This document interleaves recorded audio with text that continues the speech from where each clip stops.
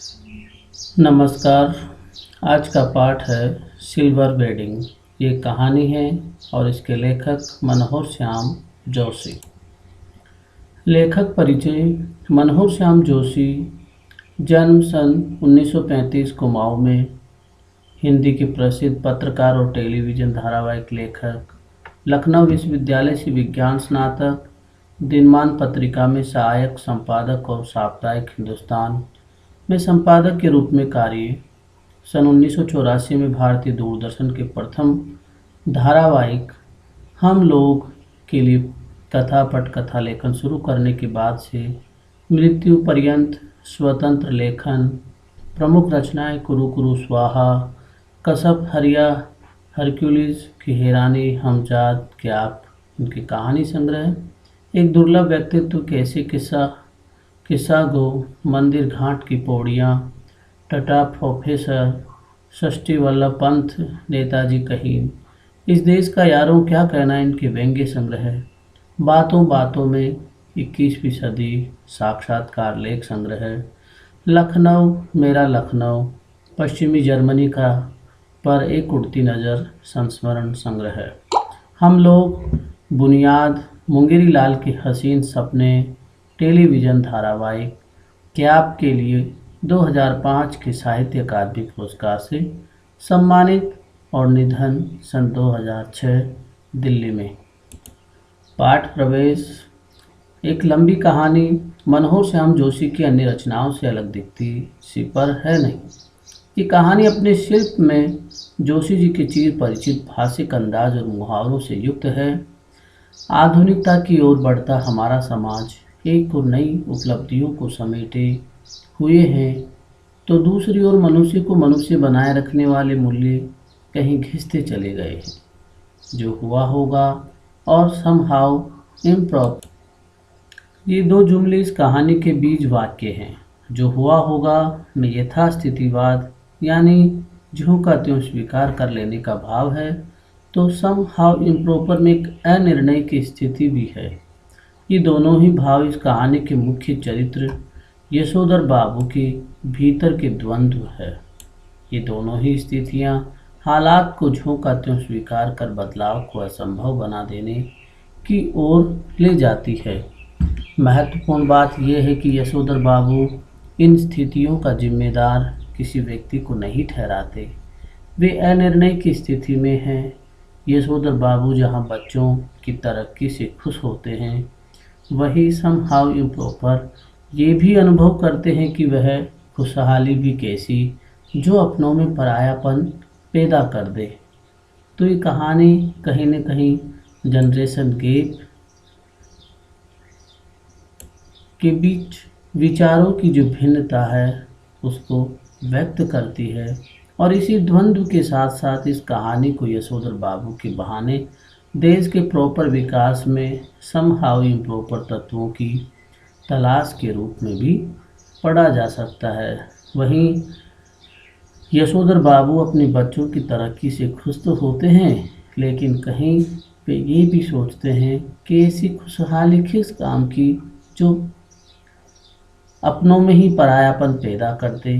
बच्चों का माता पिता और अपने रिश्तेदारों के प्रति वो स्नेह नहीं रहता जिसकी वो अपेक्षा करते हैं। सिल्वर वेडिंग कथा में दो पीढ़ियों का अंतराल दिखाया गया है। यशोधर बाबू पुरानी पीढ़ी का प्रतिनिधित्व करते हैं, जबकि उनकी संतान नई पीढ़ी का प्रतिनिधित्व करती है। यशोधर बाबू पुरानी परंपराओं और जीवन मूल्यों से जीवन भर चिपके रहते हैं। वे नए विचारों को नहीं स्वीकारते। उनके बच्चे आधुनिकता के पक्षधर हैं। पत्नी भी स्वयं को थोड़ा बहुत बच्चों के अनुसार बदल लेती है। तो इस प्रकार की कहानी जनरेशन गैप के बीच जो विचारों की भिन्नता होती है उसी को अभिव्यक्त करती है। मनोहर श्याम जोशी द्वारा विरचित कहानी सिल्वर वेडिंग। जब सेक्शन ऑफिसर वाई.डी. यशोधर पंत ने आखिरी फाइल का लाल फीता बांध कर निगाह मेज से उठाई, तब दफ्तर की पुरानी दीवार घड़ी 5:25 बजा रही थी। उनकी अपनी कलाई घड़ी में 5:30 बज रहे थे। पंत जी अपनी घड़ी रोजाना सुबह शाम रेडियो समाचारों से मिलाते हैं, इसलिए उन्होंने दफ्तर की घड़ी को ही सुस्त ठहराया। फाइल आउट ट्रे में डालकर उन्होंने एक निगाह अपने मातहतों पर डाली। मातहत जो उनके अंडर में कर्मचारी कार्य करते हैं, जो उनके ही कारण 5 बजे के बाद भी दफ्तर में बैठने को मजबूर होते हैं। चलते चलते जूनियरों से कोई मनोरंजक बात कर दिन भर के शुष्क व्यवहार का निराकरण कर जाने की कृष्णानंद किशनदा पांडे से मिली हुई परंपरा का पालन करते उन्होंने कहा, आप लोगों की देखा देखी सेक्शन की घड़ी भी सुस्त हो गई है। तो प्रथम पैराग्राफ में हमने देखा कि यशोधर बाबू शाम को 5:30 बजे ऑफिस से अपने घर जाने के लिए जाते हैं। इसी दौरान वे अपने मातहत जो उनके अंडर में काम करते हैं उनसे कुछ मनोरंजक बातें करते हैं। सीधे असिस्टेंट ग्रेड में आए नए छोकरे चड्डा ने, जिसकी चौड़ी मोहरी वाली पतलून और ऊंची एड़ी वाले जूते पंत जी को समहाउ इम्प्रॉपर मालूम होते। थोड़ी बदतमीजी सी की, एज यूजुअल बोला, बड़े बाबू आपकी अपनी चूने दानी का क्या हाल है, वक्त सही देती है? बड़े बाबू यशोधर बाबू के लिए चूने दानी घड़ी के लिए व्यंग्य में कह रहा है। पंत ने चड्डा की धृष्टता को अनदेखा किया और कहा, मिनट टू मिनट करेक्ट चलती है। चड्डा ने कुछ और धृष्ट होकर पंत जी की कलाई थाम ली। इस तरह की धृष्टता का प्रकट विरोध करना यशोधर बाबू ने छोड़ दिया है। मन ही मन वह उस जमाने की याद जरूर करते हैं जब दफ्तर में वह किशनदा को भाई नहीं साहब समझते और कहते और समझते थे। घड़ी की ओर देखकर वह बोला, बाबा आदम के ज़माने की है बड़े बाबू ये तो। अब तो डिजिटल ले लो, एक जापानी सस्ती मिल जाती है। ये घड़ी मुझे शादी में मिली थी। हम पुरानी चाल की, हमारी घड़ी पुरानी चाल की। अरे यही बहुत है कि अब तक राइट टाइम चल रही है। क्यों, कैसी रही? इस तरह का नहले पर दहला जवाब देते हुए एक हाथ आगे बढ़ा देने की परंपरा थी रैमजे स्कूल अल्मोड़ा में, जहाँ से कभी यशोधर बाबू ने मैट्रिक की परीक्षा पास की थी। इस तरह के आगे बढ़े हुए हाथ पर सुनने वाला बतौर दाद अपना हाथ मारा करता था और वक्ता श्रोता दोनों ठठाकर हाथ मिलाया करते थे। ऐसी ही परंपरा किशनदा के क्वार्टर में भी थी, जहाँ रोजी रोटी की तलाश में आए यशोधर पंत नामक एक मैट्रिक पास बालक को शरण मिली थी। कभी किशनदा कुंवारे थे और पहाड़ से आए हुए कितने ही लड़के ठीक ठिकाना होने से पहले उनके यहाँ रह जाते थे। मैच जैसी थी, मिलकर खाओ, लाओ, पकाओ, खाओ। यशोधर बाबू जिस समय दिल्ली आए थे उनकी उम्र सरकारी नौकरी के लिए कम थी। कोशिश करने पर भी बॉय सर्विस में वह नहीं लगाए जा सके। तब किशनदा ने उन्हें मेस का रसोईया बनाकर रख लिया। यही नहीं, उन्होंने यशोधर को 50 रुपये उधार भी दिए कि वह अपने लिए कपड़े बनवा सके और गांव पैसा भेज सके। बाद में इन्हीं किशनदा ने अपने ही नीचे नौकरी दिलवाई और दफ्तरी जीवन में मार्गदर्शन किया। तो इस प्रकार किशनदा की याद में खो जाते हैं चड्डा की दृष्टता को देखकर और बताते हैं कि किस तरह किशनदा पहाड़ों से आए हुए, गांव से आए हुए, अल्मोड़ा से आए हुए लोगों की किस तरह मदद करते थे। और यशोधर बाबू भी सर्वप्रथम किशनदा के यहीं पर रहे और उन्होंने ही उन्हें नौकरी पर लगाया। चड्डा ने जोर से कहा, बड़े बाबू आप किन ख्यालों में खो गए? मेनन पूछ रहा है कि आपकी शादी कब हुई थी? यशोधर बाबू ने शक पकाकर अपना बड़ा हुआ हाथ वापस खींचा और मेनन से मुखातिब होकर बोले, now let me see, I was married on 6 February 1947। Menon ने फौरन हिसाब लगाया और चहक कर बोला, many happy returns of the day sir. आज तो आपका सिल्वर वेडिंग है, शादी को पूरा 25 साल हो गया।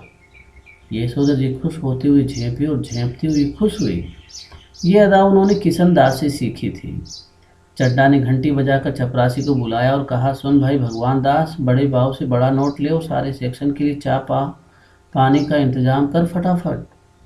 यशोधर जी बोले, अरे ये वेडिंग एनिवर्सरी वगैरह सब गोरे साहबों के चौंचले हैं, हमारे यहाँ थोड़े मनाते हैं। चड्डा बोला, मिक्सचर मत पिलाइए गुरुदेव, चाय मट्ठी लड्डू बस इतना ही तो सौदा है, इनमें कौन सी आपकी बड़ी माया निकली जानी है। यशोधर बाबू ने जेब से बटुआ और बटुए में से 10 का नोट निकाला और कहा, आप लोग चाय पीजिए, दैट तो आई डू नॉट माइंड, लेकिन जो हमारे लोगों में कस्टम नहीं है उस पर इंसिस्ट करना दैट मैं समहाउ इम्प्रॉपर फाइंड करता हूँ।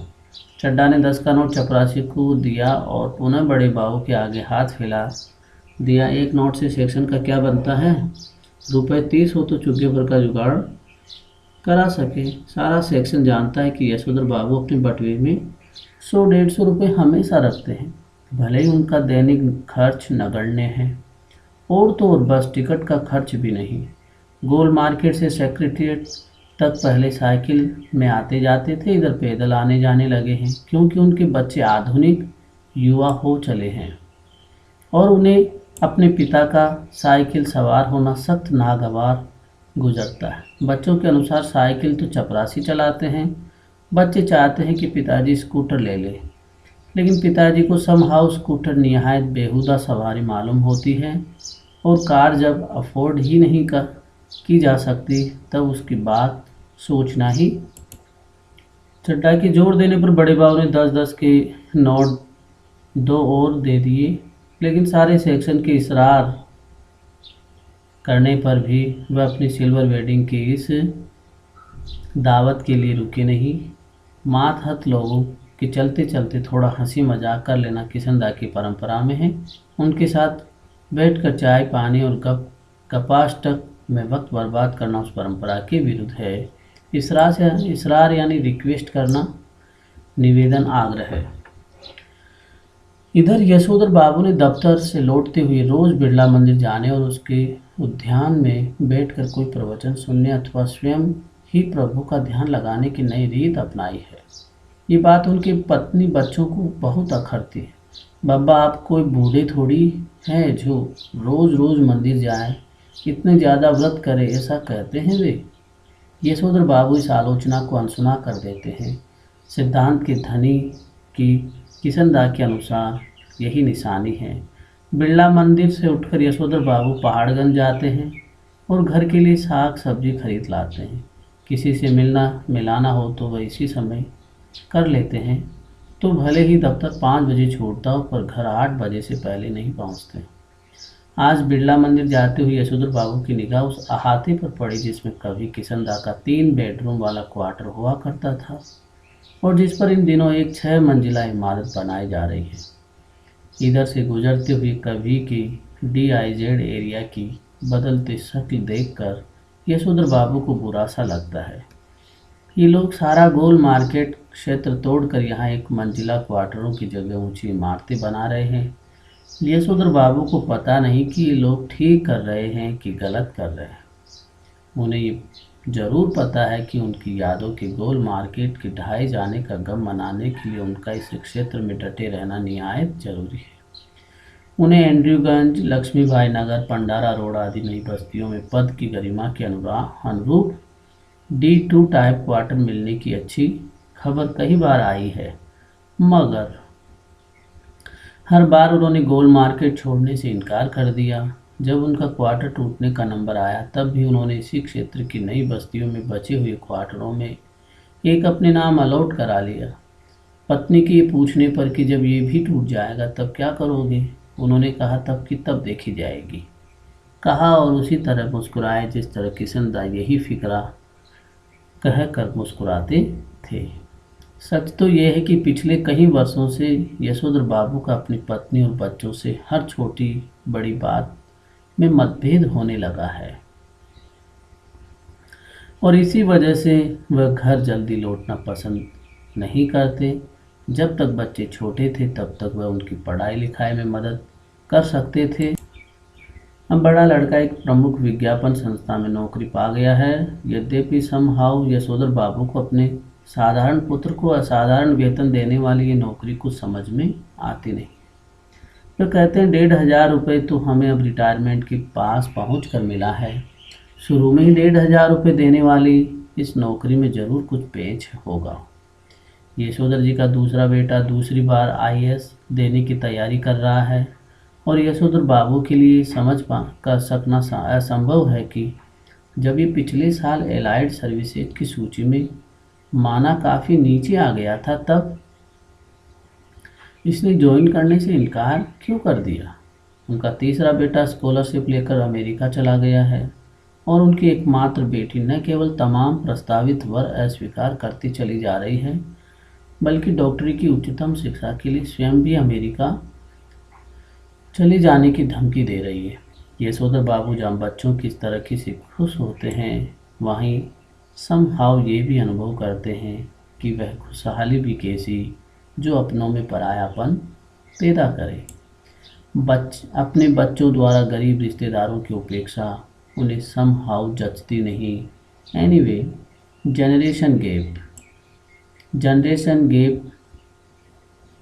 जनरेशनों में गैप तो होता ही है सुना, ऐसा कहकर स्वयं को दिलासा देता है पिता। यद्यपि यशोधर बाबू की पत्नी अपने मूल संस्कारों में किसी भी तरह आधुनिक नहीं है, तथापि बच्चों की तरफदारी करने की मात्र सुलभ मजबूरी ने उसे भी मॉड बना डाला है। कुछ ये भी है कि जिस समय उनकी शादी हुई थी, यशोधर बाबू के साथ गांव से आए ताऊजी और उनके 2 विवाहित बेटे भी रहा करते थे। इस संयुक्त परिवार में पीछे ही पीछे बहुओं में गजब के तनाव थे, लेकिन ताऊजी के डर से कोई कुछ कह नहीं पाता था। यशोधर बाबू की पत्नी को शिकायत है कि संयुक्त परिवार वाले उस दौर में पति ने हमारा पक्ष कभी नहीं लिया, बस जेठानियों की चलने दी। उनका ये भी कहना है कि मुझे आचार व्यवहार में ऐसे बंधनों में रखा गया मानो मैं जवान औरत नहीं बुढ़िया थी। जितने भी नियम इनकी बुढ़िया ताई के लिए थे, वे सब मुझ पर भी लागू करवाए, ऐसा कहती है घरवाली बच्चों से। बच्चे उसे सहानुभूति व्यक्त करते हैं। फिर वह यशोधर जी से उन्मुख होकर कहती है, तुम्हारी बाबा आदम के ज़माने की बातें मेरे बच्चे नहीं मानते तो इसमें उनका कोई कसूर नहीं है। मैं भी इन बातों को उसी हद तक मानूंगी जिस हद तक सुविधा को सामान्य बोलचाल की भाषा में लेखक ने लिखा है सुविधा हो। अब मेरे कहने से वह सब ढोंग ढकोसला हो नहीं सकता। साफ बात, धर्म कर्म कुल परंपरा सबको ढोंग ढकोसला कहकर घरवाली आधुनिकता का सा आचरण करती है, तो यशोधर बाबू सानियल बुढ़िया, चटाई का लहंगा, बूढ़ी मुँह मुहा से लोग करे तमाशे कहकर उनके विद्रोह को मजाक में उड़ा देना चाहते हैं, अनदेखा कर देना चाहते हैं, लेकिन ये स्वीकार करने को बाध्य भी हो जाते हैं कि तमाशा स्वयं उनका बन रहा है। जिस जगह किशनदा का क्वार्टर था, उसके सामने खड़े होकर एक गहरा निश्वास छोड़ते हुए यशोधर जी ने अपने से पूछा कि क्या ये बेटर नहीं रहता कि किशनदा की तरह घर गृहस्थी का बवाल ही न पाला होता और लाइफ कम्युनिटी के लिए डेडिकेट कर दी होती। इस तरह यशोधर बाबू ऑफिस से घर पहुंचते हुए रास्ते में सोच रहे हैं। फिर उनका ध्यान इस ओर गया कि बाल जति किशनदा का बूढ़ापा सुखी नहीं रहा। उसके साथ साथियों ने हौज खास, ग्रीन पार्क, कैलाश कहीं न कहीं ज़मीन ली, मकान बनाया, लेकिन उसने कभी इस ओर ध्यान ही नहीं दिया। रिटायर होने के 6 महीने बाद जब उसे क्वार्टर खाली करना पड़ा, तब हद हो गई। उसके द्वारा उपकृत इतने सारे लोगों में से एक ने भी उसे अपने यहाँ रखने की पेशकश नहीं की। स्वयं यशोधर बाबू उसके सामने कोई प्रस्ताव नहीं रख पाए, क्योंकि उस समय तक उनकी शादी हो चुकी थी और उनके 2 कमरों के क्वार्टर में 3 परिवार रहा करते थे। किशनदा कुछ साल राजेंद्र नगर में किराए का क्वार्टर लेकर रहा और फिर अपने गांव लौट गया, जहां साल भर बाद उसकी मृत्यु हो गई। ज़्यादा पेंशन खा नहीं सका बेचारा। विचित्र बात यह है कि उसे कोई भी बीमारी नहीं हुई, बस रिटायर होने के बाद मुरझाता सूखता ही चला गया। जब उसके एक बिरादर से मृत्यु का कारण पूछा, तब उसने यशोधर बाबू को यही जवाब दिया, जो हुआ होगा, यानी पता नहीं क्या हुआ। और तभी किशनदा के बारे में सोचते हुए यशोधर बाबू सोचते हैं कि किशनदा की तरह ही शादी नहीं करनी थी और लाइफ को कम्युनिटी के लिए डेडिकेट कर देते तो शायद अच्छा होता। आज ये दिन बच्चों से और पत्नी से जो ताने हैं ये नहीं सुनने पड़ते। लेकिन एकाएक उन्हें एक दूसरी बात भी याद आती है कि किशनदा का जो बुढ़ापा वह सुखी नहीं रहा और उन्हें किस रिटायरमेंट के बाद किसी ने भी उन्हें शरण नहीं दी। उन्हें गांव चले गए और वहीं पे वो 1 साल में ही उनकी मृत्यु हो गई।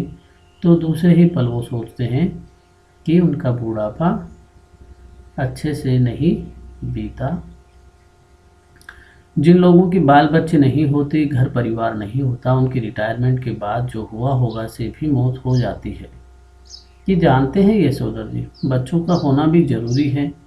ये सही है कि यशोधर जी के बच्चे मनमानी कर रहे हैं और ऐसा संकेत दे रहे हैं कि उनके कारण यशोधर जी को बुढ़ापे में कोई विशेष सुख प्राप्त नहीं होगा। लेकिन यशोधर जी अपने मर्यादा पुरुष किशनदा से सुनी हुई ये बात नहीं भूले हैं कि गधा पचीसी में कोई क्या करता है। इसकी चिंता नहीं करनी चाहिए, क्योंकि बाद में हर आदमी समझदार हो जाता है। यद्यपि युवा यशोधर को विश्वास नहीं होता, तथापि किशनदा बताते हैं कि किस तरह मैंने जवानी में 50 किस्म की खुरापात की है। ककड़ी चुराना, गर्दन मोड़ के मुर्गी मार देना, पीछे की खिड़की से कूद कर सेकेंड शो सिनेमा देख आना। कौन कर्म ऐसा है जो तुम्हारे इस किशनदा ने नहीं कर रखा। जिम्मेदारी सर पर पड़ेगी तब सब अपने ही आप ठीक हो जाएंगे। ये भी किशनदा से विरासत में मिला हुआ एक फिक्रा है, जिसे यशोधर बाबू अक्सर अपने बच्चों के प्रसंग में दोहराते हैं। उन्हें कभी कभी लगता है कि अगर मेरे पिता तब नहीं गुजर गए होते जब मैं मैट्रिक में था, तो शायद मैं भी गधा पचीसी के लंबे दौर से गुजरता। जिम्मेदारी सर पर जल्दी पड़ गई तो जल्दी ही जिम्मेदार आदमी भी बन गया। जब तक बाप है तब तक मौज कर ले। ये बात यशोधर जी कभी कभी तंजिया व्यंग्य तंजिया कहते हैं, लेकिन कहते हुए उनके चेहरे पर जो मुस्कान खेल जाती है वह बच्चों पर ये प्रकट करती है कि बाप को उनका सनात होना, गैर जिम्मेदार होना कुल मिलाकर अच्छा लगता है। यशोधर बाबू कभी कभी मन ही मन स्वीकार करते हैं कि दुनियादारी में बीवी बच्चे उनके अधिक सुलझे हुए हो सकते हैं, लेकिन 2 के 4 करने वाली दुनिया ही उन्हें कहाँ मंजूर है जो उसकी रीत मंजूर करे। दुनियादारी के हिसाब से बच्चों का ये कहना सही हो सकता है कि बब्बा ने डीडीए फ्लैट के लिए पैसा न भर के भयंकर भूल की है, किंतु समहाउ यशोधर बाबू को किशनदा की ये उक्ति अब भी जचती है। मूर्ख लोग मकान बनाते हैं, सयाने उनमें रहते हैं। जब तक सरकारी नौकरी तब तक सरकारी क्वार्टर, रिटायर होने पर गांव का पुश्तैनी घर, बस। तो इस प्रकार किशनदा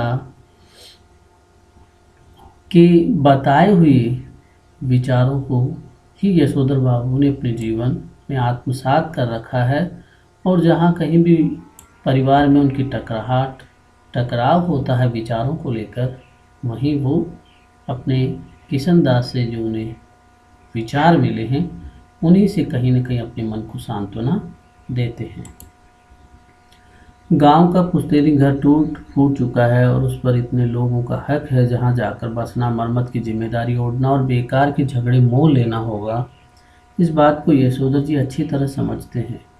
बच्चे बहस में जब ये तर्क दोहराते हैं तब उनसे कोई जवाब देते नहीं बनता। उन्होंने हमेशा यही कल्पना की थी कि आज भी करते हैं कि उनका कोई लड़का रिटायर होने से पहले सरकारी नौकरी में आ जाएगा और क्वार्टर उनके परिवार के पास बना रह सकेगा। अब भी पत्नी द्वारा भविष्य का प्रश्न उठाए जाने पर यशोधर बाबू इस संभावना को रेखांकित कर देते हैं। जब पत्नी कहती है कि अगर ऐसा नहीं हुआ तो आदमी को तो हर तरह से सोचना चाहिए, तब यशोधर बाबू टिप्पणी करते हैं कि सब तरह से सोचने वाले हमारी बिरादरी में नहीं होते हैं।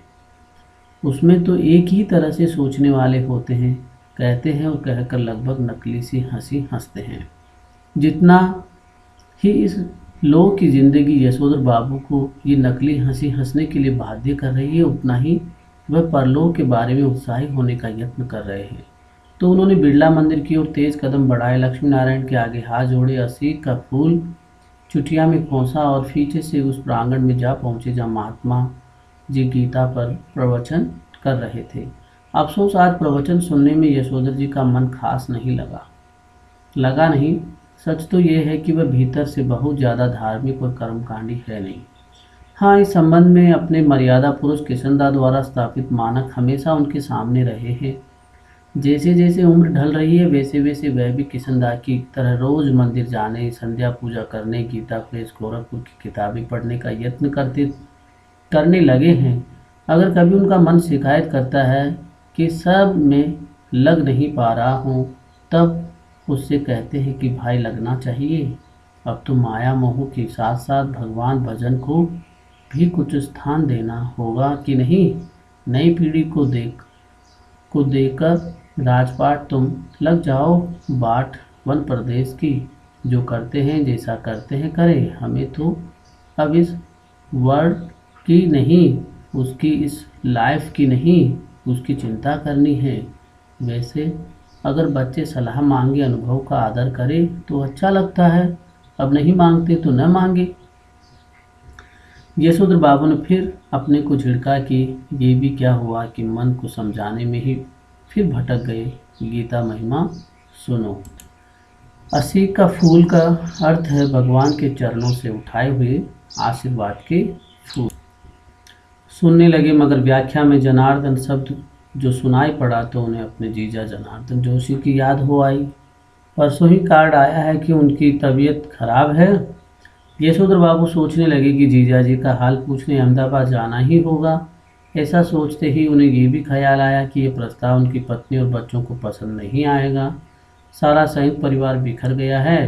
पत्नी और बच्चों की धारणा है कि इस बिखरे परिवार के प्रति यशोधर जी का एक तरफा लगाव आर्थिक दृष्टि से सर्वथा मूर्खतापूर्ण है। यशोधर जी खुशी गम के हर मौके पर रिश्तेदारों की यहाँ आना जाना जरूरी समझते हैं। ये चाहते हैं कि बच्चे भी पारिवारिकता के प्रति उत्साही हो। बच्चे क्रुद्ध ही होते हैं। अभी उस दिन हद हो गई। कमाऊ बेटे ने ये कह दिया कि आपको बुआ को भेजने के लिए पैसे मैं तो नहीं दूंगा। यशोधर बाबू को कहना पड़ा कि अभी तुम्हारे बब्बा की इतनी साख है कि 100 रुपये उधार ले सके।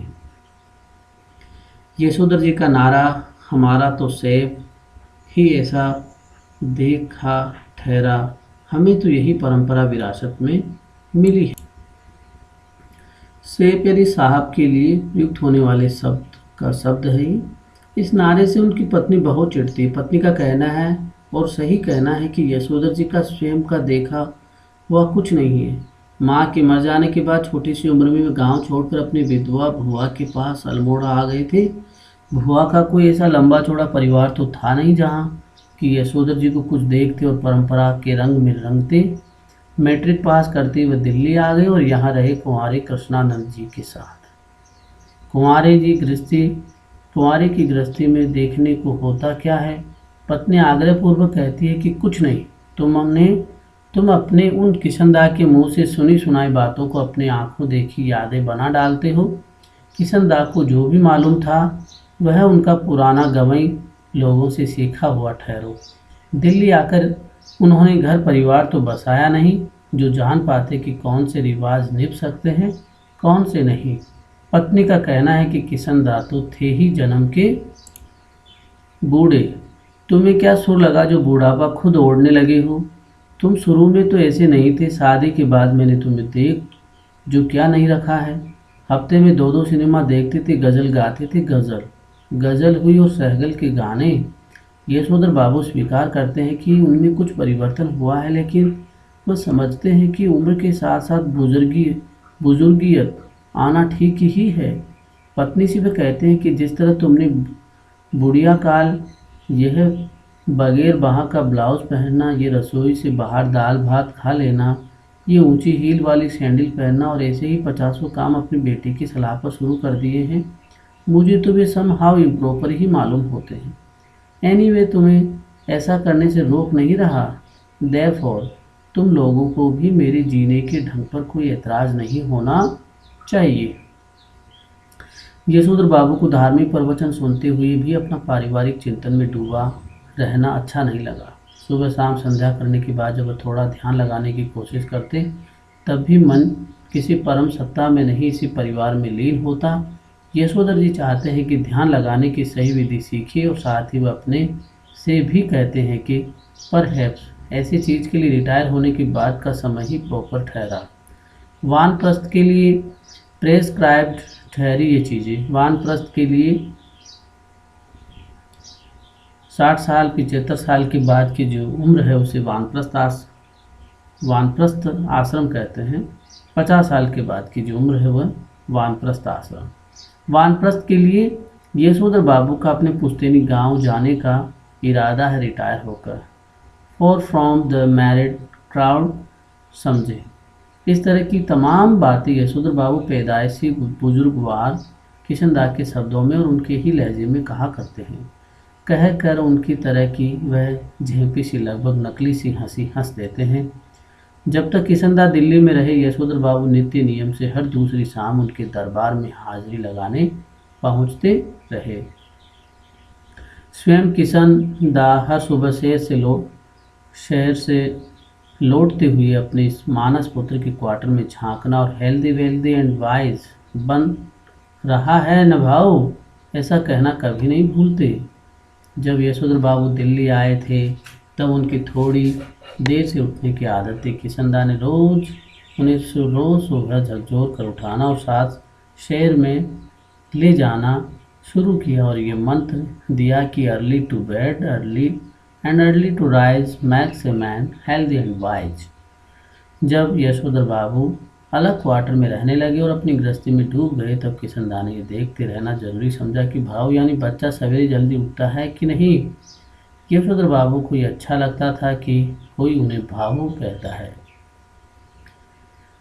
हर सवेरे वह किशनदास से अनुरोध करते कि चाय पीकर जाए। किशनदास कभी कभी इस अनुरोध की रक्षा कर देते। यशोधर बाबू ने किशनदास को घर और दफ्तर में विभिन्न रूपों में देखा है, लेकिन किशनदास की जो छवि उनके मन में बसी हुई वह सुबह की शेर को निकले किशनदास की ही है। कुर्ते पजामे के ऊपर ऊनी गाउन पहने, सिर पर गोल विलायती टोपी, पाँव में देसी खड़ाऊ धारण की हुई, हाथ में कुत्तों को भगाने के लिए छड़ी लिए हुई। जब तक किशनदास दिल्ली में रहे तब तक यशोधर बाबू ने उनके पट शिष्य और उत्साही कार्यकर्ता की भूमिका पूरी निष्ठा से निभाई। किशनदास के चले जाने के बाद उन्होंने उनकी कई परंपराओं को जीवित रखने की कोशिश की। इस कोशिश में पत्नी बच्चों को नाराज किया, घर में होली गंवाना, जनेऊ पुनियों के दिन सब कुमाऊनियों को जनेऊ बदलने के लिए अपने घर पर आमंत्रित करना, रामलीला की तालीम के लिए क्वार्टर का एक कमरा दे देना, ये और ऐसे ही कहीं और काम यशोधर बाबू ने किशनदास से विरासत में लिए थे। उनकी पत्नी और बच्चों को इन आयोजनों पर होने वाला खर्च और इन आयोजनों में होने वाला शोर और दोनों ही सख्त नापसंद थे। बदतर यही कि इन आयोजनों के लिए समाज में भी कोई खास उत्साह रह नहीं गया है।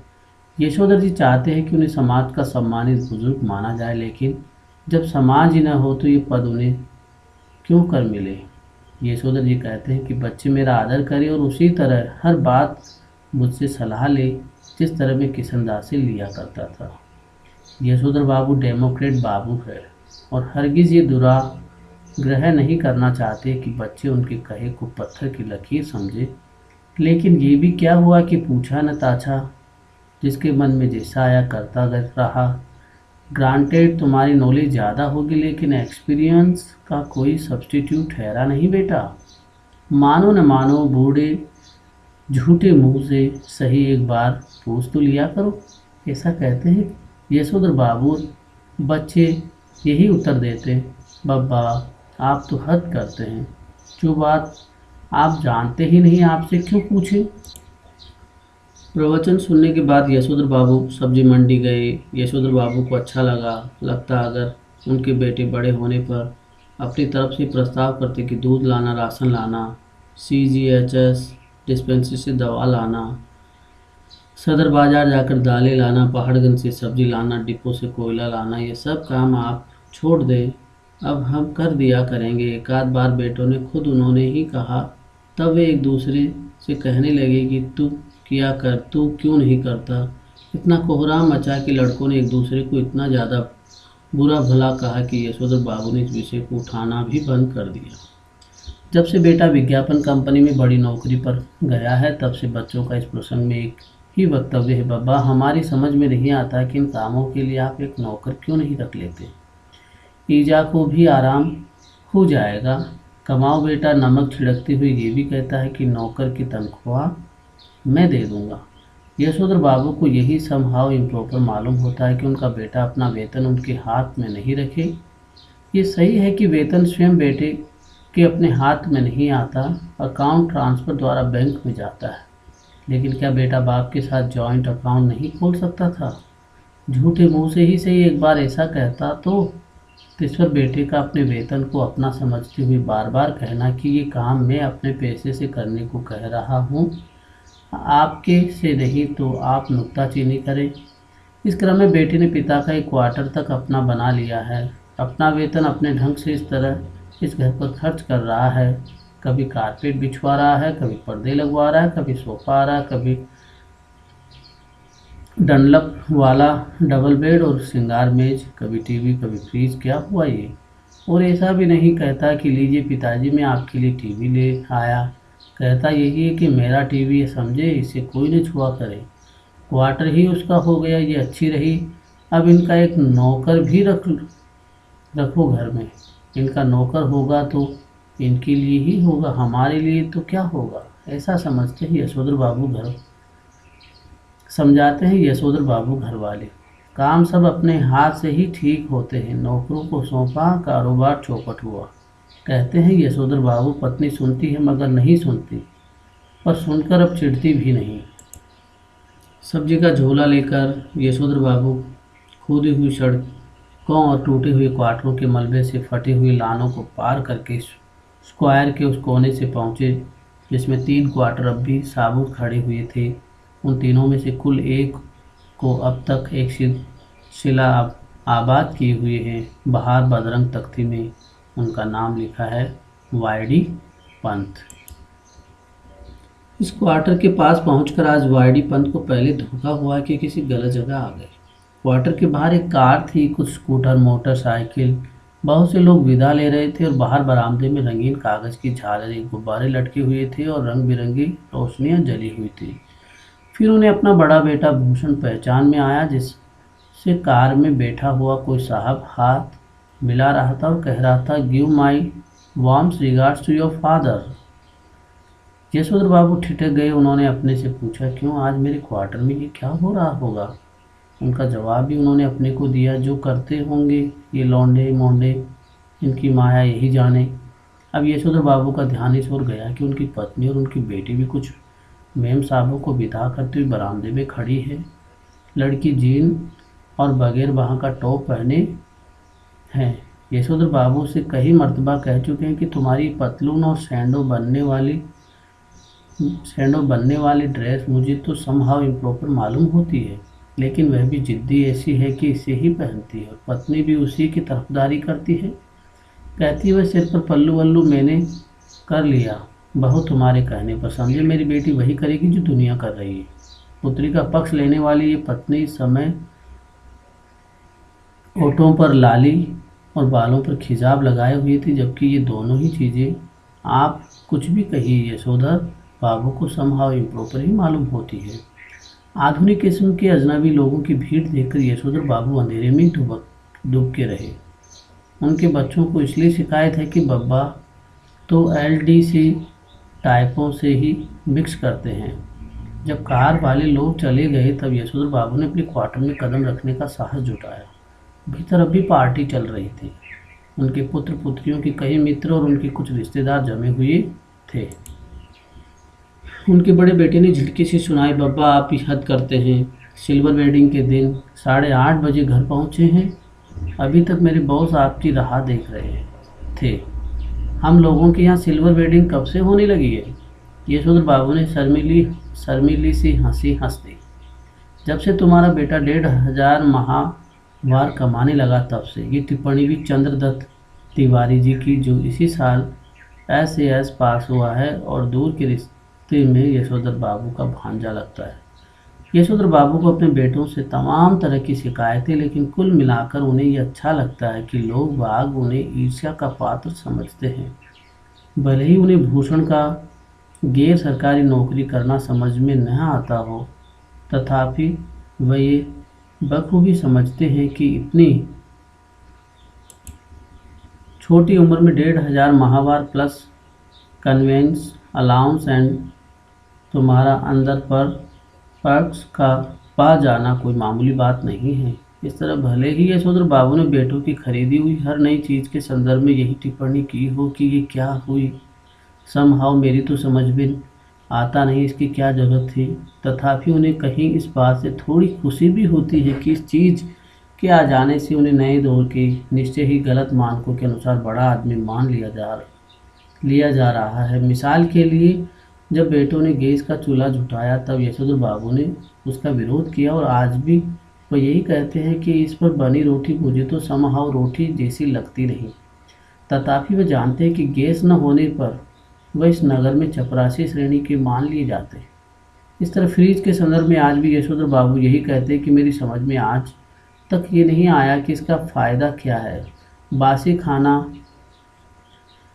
खाना अच्छी आदत नहीं ठहरी, और ये ठहरा इसी काम का कि सुबह बना के रख दिया और शाम को खाया। इसमें रखा हुआ पानी भी मेरे मन को आता नहीं, गला पकड़ लेता है। कहते हैं मगर इस बात से संतुष्ट होते हैं कि घर आए साधारण हैसियत वाले मेहमान इस फ्रिज का पानी पीकर अपने को धन्य अनुभव करते हैं। अपनी सिल्वर वेडिंग की भव्य पार्टी भी यशोधर बाबू को समहाउ इम्प्रॉपर ही लगी, तथापि उन्हें इस बात से संतोष हुआ कि जिस अनाथ यशोधर के जन्मदिन पर कभी लड्डू नहीं आए, जिसने अपना विवाह भी कोऑपरेटिव से 2-4 हज़ार कर्जा निकाल कर किया वगैरह किसी खास धूमधाम के, उसके विवाह की 25वीं वर्षगांठ पर केक, 4 तरह की मिठाई, 4 तरह की नमकीन, फल, कोल्ड ड्रिंक्स, चाय, सब कुछ मौजूद है। गिरीश बोला, मुझे आज सुबह बैठे बैठे याद आया कि आपकी शादी 6 फरवरी सन 47 को हुई थी, और इस हिसाब से आज पूरी 25 साल पूरे हो गए हैं। मैंने आपके दफ्तर फ़ोन किया, लेकिन शायद आपका फ़ोन ख़राब था, तब मैंने भूषण को फ़ोन किया। भूषण ने कहा शाम को आ जाइए, पार्टी करते हैं, मैं अपने बॉस को भी बुला लूँगा इसी बहाने। गिरीश यशोधर बाबू की पत्नी का चचेरा भाई है, बड़ी कंपनी में मार्केटिंग मैनेजर है, और इसकी सहायता से यशोधर बाबू के बेटे को अपना ये संपन्न साला समहाउ भयंकर ओछाट यानी ओछेपन का धनी मालूम होता है। उन्हें लगता है कि इसी ने भूषण को बिगाड़ दिया है। कभी कहते हैं ऐसा तो पत्नी बरस पड़ती, जिंदगी बना दी तुम्हारे 2nd क्लास BA बेटे की, कहते हो बिगाड़ दिया। भूषण ने अपने मित्रों सहयोगियों का यशोधर बाबू से परिचय कराना शुरू किया, और उनकी many happy returns of the day का थैंक यू कहकर जवाब देते हुए जिन लोगों का नाम पहले बता दिया गया हो उनकी ओर YD Pant, home ministry, Bhushan father कहकर स्वयं हाथ बढ़ाते हुए यशोधर बाबू ने हर चंद ये जताने की कोशिश की कि भले ही वह संस्कारी कुमाऊनी है, तथापि विलायती रीति रिवाज से भी भली भांति परिचित है। किशनदा कहा करते थे कि आना सब कुछ चाहिए, सीखना हर एक की बात ठहरी, लेकिन अपनी छोड़नी नहीं। टाई सूट पहनना आना चाहिए, धोती कुर्ता अपनी पोशाक है, पर ये नहीं भूलना चाहिए। अब बच्चों ने एक और विलायती परंपरा के लिए आग्रह किया। यशोधर बाबू अपनी पत्नी के साथ केक काटे। घरवाली पहले थोड़ा शर्माई, लेकिन जब बेटी ने हाथ खींचा तब उसे केक के पीछे जा खड़ी होने में कोई हिचक नहीं हुई। यहीं से अपने पति को भी पुकारा। यशोधर बाबू को केक काटना बचकानी बात मालूम हुई। बेटी उन्हें लगभग खींच कर ले गई। यशोधर बाबू ने कहा somehow I don't like all this, लेकिन एनीवे उन्होंने केक काट ही दिया। गिरीश ने उनकी ये अनमनी किंतु संतुष्ट छवि कैमरे में कैद कर ली। अब पति पत्नी से कहा गया कि वे केक से मुंह मीठा करें एक दूसरे का। पत्नी ने खा लिया, मगर यशोधर बाबू ने इनकार कर दिया। उनका कहना था कि मैं केक खाता नहीं, इसमें अंडा पड़ा होता है। उन्हें याद दिलाया गया कि अभी कुछ वर्षों पहले ही तक आप मांसाहारी थे, एक टुकड़ा केक खा लेने से क्या हो जाएगा। लेकिन वह नहीं माने। तब उनसे अनुरोध किया गया कि लड्डू ही खा ले। भूषण ने एक पितर ने लड्डू उनके मुंह में ठूसने का यत्न किया, लेकिन यशोधर बाबू इसके लिए भी राजी नहीं हुई। उनका कहना था कि मैं जब तक संध्या नहीं की है। इस तरह भूषण ने झुंझलाकर कहा, तो बब्बा पहले जाकर संध्या कीजिए, आपकी वजह से हम लोग कब तक रुके रहेंगे। नहीं नहीं, आप सब लोग खाइए। यशोधर बाबू ने बच्चों के दोस्तों से कहा, please go ahead, no formality. Yashodhar Babu ने आज पूजा में कुछ ज़्यादा ही देर लगाई, इतनी देर कि ज़्यादातर मेहमान उठकर चले जाए। उनकी पत्नी उनके बच्चे बारी बारी से आकर झांकते रहे और कहते रहे, जल्दी कीजिए, मेहमान लोग जा रहे हैं। शाम की 15 मिनट की पूजा को लगभग 25 मिनट तक खींच लेने के बाद भी जब बैठक में मेहमानों की आवाज़ें आती सुनाई दी तो यशोधर बाबू पद्मासन धारण साध कर ध्यान लगाने बैठ गए। वे चाहते थे कि उन्हें प्रकाश का एक नीला बिंदु दिखाई दे, मगर उन्हें किशनदा दिखाई दे रहे थे। यशोधर बाबू किशनदा से पूछ रहे थे कि जो हुआ होगा से आप कैसे मर गए। किशनदा कह रहे थे कि भाऊ, सभी जन इसी जो हुआ होगा से मरते हैं। गृहस्थ हो, ब्रह्मचारी हो, अमीर हो, गरीब हो, मरते तो जो हुआ होगा से ही है। हाँ हाँ, शुरू में और आखिर में सब अकेले ही होते हैं। अपना कोई नहीं ठहरा दुनिया में, बस अपना नियम अपना हुआ। यशोधर बाबू ने पजामा कुर्ता और ऊनी ड्रेसिंग गाउन पहने, सिर पर गोल विलायती टोपी, पाँव में देसी खड़ा और हाथ में डंडा धारण की इस किशनदास से अकेलेपन के विषय में बहस करनी चाहिए, उनका विरोध करने के लिए नहीं, बल्कि बात कुछ और अच्छी तरह समझने के लिए। हर रविवार किशनदास शाम को ठीक 4 बजे यशोधर बाबू के घर आया करते थे। उनके लिए गर्मा गर्म चाय बनवाई जाती थी। उनका कहना था कि जिसे फूंक मार कर न पीना पड़े वह चाय कैसी। चाय सुड़कते हुए किशनदा प्रवचन करते थे और यशोधर बाबू बीच बीच में शंकाएं उठ। यशोधर बाबू को लगता था कि किशनदा आज भी मेरा मार्गदर्शन कर सकेंगे और बता सकेंगे कि मेरे बीवी बच्चे जो कुछ भी कर रहे हैं उसके विषय में मेरा रवैया क्या होना चाहिए। लेकिन किशनदा को वही अकेलेपन का खटराग अलापने पर आमादा से मालूम होते हैं। कैसी बीवी, कहाँ के बच्चे, ये सब माया ठहरी। और ये तो भूषण आज इतना उछल रहा है, वह भी किसी दिन इतना ही अकेला और असहाय अनुभव करेगा जितना कि आज तो कर रहा है। यशोधर बाबू बात आगे बढ़ाते, लेकिन उनकी घरवाली उन्हें झिड़कती हुई आ पहुँची कि आज आप पूजा में ही बैठी रहोगे। यशोधर बाबू आसन से उठे और उन्होंने दबे स्वर में पूछा, मेहमान गए? पत्नी ने बताया, कुछ गए कुछ है। उन्होंने जानना चाहा कि कौन कौन। आश्वस्त होने पर भी सभी रिश्तेदार ही है। वह उसी लाल गमछे में बैठक में चले गए जिसे पहनकर वह संध्या करने बैठते थे। ये गमछा पहनने की आदत भी उन्हें किशनदास से विरासत में मिली है और उनके बच्चे इसी के सख्त खिलाफ है। Everybody gone, party over. Yashodhar Babu ने मुस्कुराते अपनी बेटी से पूछा, अब गोया गमछा पहने रखा जा सकता है। उनकी बेटी झल्लाए, लोग चले गए इसका मतलब ये थोड़ी है कि आप गमछा पहनकर बैठक में आ जाए। बाबा, यू आर द लिमिट। बेटी, हमें जिसमें सज आएगी वही करेंगे ना, तुम्हारी तरह जीन पहनकर हमें तो सज आती नहीं। यशोधर बाबू की दृष्टि मेज पर रखी हुई एक पैकेटों पर पड़ी। बोले, ये कौन भूले जा रहा है? भूषण बोला, आपके लिए प्रेजेंट है, खोलिए ना। इस उम्र में क्या हो रहा है, प्रेजेंट वर्जेंट? तुम खोलो, तुम ही इस्तेमाल करो, कहकर शर्मीली हंसी हंसे। भूषण सबसे बड़ा पैकेट उठाकर उसे खोलते हुए बोला, इसे तो ले लीजिए, ये मैं आपके लिए लाया हूँ, ऊनी ड्रेसिंग गाउन है। आप सवेरे जब दूध लेने जाते हैं बब्बा, फटा पुलोवर पहन के चले जाते हैं जो बहुत ही बुरा लगता है। आप इसे पहन के जाया कीजिए। बेटी पिता का पाजामा कुर्ता उठा लाई, इसे पहनकर गाउन पहने। थोड़ा सा नानुच करने के बाद यशोधर जी ने इस आग्रह की रक्षा की। गाउन का सेज कसते हुए उन्होंने कहा, अच्छा तो ये ठहरा ड्रेसिंग गाउन। उन्होंने कहा और उनकी आंखों की कोर में जरा सी नम चमक गई। ये कहना मुश्किल है कि इस घड़ी में उन्हें बात छुप गई कि उनका जो बेटा ये कह रहा है कि आप सवेरे ड्रेसिंग गाउन पहनकर दूध लाने जाया करें। वह ये नहीं कह रहा है कि दूध मैं ला दिया करूँगा, या कि इस गाउन को पहनकर उनके अंगों में कि वह किस्मदा उतर आया है जिसकी मौत जो हुआ होगा से हुई। तो इस तरह से यशोधर बाबू किशनदा के संस्कारों पर, विचारों पर, परंपराओं पर चलते हैं, जबकि जो उनके बेटे हैं, पत्नी हैं, बेटी है, वह आधुनिकता के रंग में रंगे हुए हैं और कहीं न कहीं उनके बीच विचारों को लेकर भिन्नता है और इसी के चलते यशोधर बाबू अपने आप को अकेला महसूस करते हैं। धन्यवाद। आशा और उम्मीद है आपको ये पाठ समझ में आया होगा। धन्यवाद। जय हिंद।